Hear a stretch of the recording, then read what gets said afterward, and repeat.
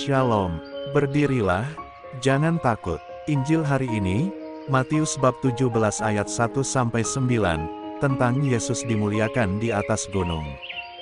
Peristiwa ini disebut dengan transfigurasi Kristus, yaitu peristiwa penyataan Kristus sebagai anak Allah dengan tubuh kemuliaannya, yang mana Petrus, Yakobus dan Yohanes melihat suasana yang begitu luar biasa bahwa Yesus berubah, bahwa Yesus memperlihatkan kemuliaannya dengan wajah bersinar seperti matahari, dan pakaiannya putih bersinar terang, dan sedang bersama-sama dengan Musa dan Elia. Kita diingatkan juga bagaimana keadaan ini menjadi suatu kesaksian yang berharga bagi pekabaran Injil yang dilakukan oleh Petrus, yang menyatakan, sebab kami tidak mengikuti dongeng-dongeng isapan jempol manusia, kami adalah saksi mata kebesarannya. 2 Petrus bab 1 ayat 16-19. Dari sini kita dapat melihat bahwa Petrus telah memberikan kesaksian, bahwa Yesus Kristus bukanlah kisah fiktif atau dongeng yang dikarang-karang oleh gereja, sebab ia telah menjadi saksi mata kemuliaan Kristus baik sebelum dan sesudah kematiannya.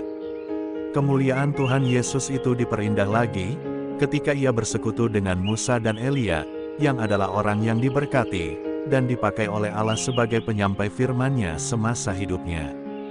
Musa dan Elia adalah tokoh yang sangat istimewa dengan mujizat-mujizat Tuhan, yang diperlihatkan melalui mereka, kesetiaan dan pengorbanan mereka kepada Tuhan, dan akhir kehidupan mereka di dunia yang sangat unik, bahwa Musa mati dan dikuburkan oleh Allah tanpa ada yang tahu di mana kuburan Musa.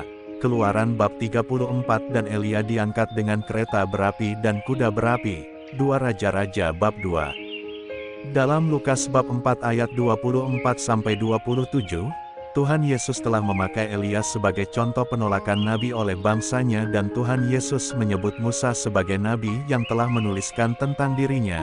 Yohanes bab 5 ayat 39, ayat 46 dan 47. Dari peristiwa transfigurasi Kristus ini memperlihatkan kepada kita, bahwa Yesus itu bukan siapa-siapa, selain daripada yang telah dinubuatkan oleh para nabi-nabi, bahwa ia harus menderita untuk memasuki kemuliaannya, dan Tuhan Yesus secara langsung telah menjelaskan tentang dia, yang telah ditulis dalam kitab Musa dan kitab nabi-nabi. Lukas bab 24 ayat 26-27. Jika kemesraan di dunia dapat berlalu, tetapi kemesraan dengan Tuhan sesungguhnya tidak akan pernah berlalu sampai selama-lamanya.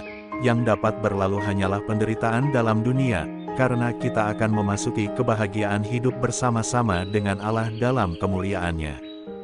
Namun untuk merasakan hidup dalam kemuliaan bersama Tuhan, bukanlah semudah permintaan Petrus, biarlah kudirikan di sini kemah, satu untuk engkau, satu untuk Musa dan satu untuk Elia. Sebab semangatnya selalu saja diikuti akan kelemahannya memahami maksud dan rencana Tuhan, seperti kejadian sebelumnya ketika Petrus menegur Yesus dengan mengatakan, Tuhan, kiranya Allah menjauhkan hal itu sekali-kali takkan menimpa engkau. Matius bab 16 ayat 21-22, yaitu ketika menyatakan kepada murid-muridnya bahwa ia akan menanggung banyak penderitaan dan akan dibunuh dan akan bangkit pada hari ketiga. Dapatlah dikatakan bahwa kemuliaan Tuhan Yesus itu akan tercapai ketika semua telah tergenapi. Bahwa tidak ada hadiah tanpa mencapai garis akhir. Untuk mencapai hadiah tersebut maka kita akan terus tetap berjuang sampai garis akhir. Apapun rintangan dan cobaan harus mampu dilalui untuk mendapatkan hadiah itu.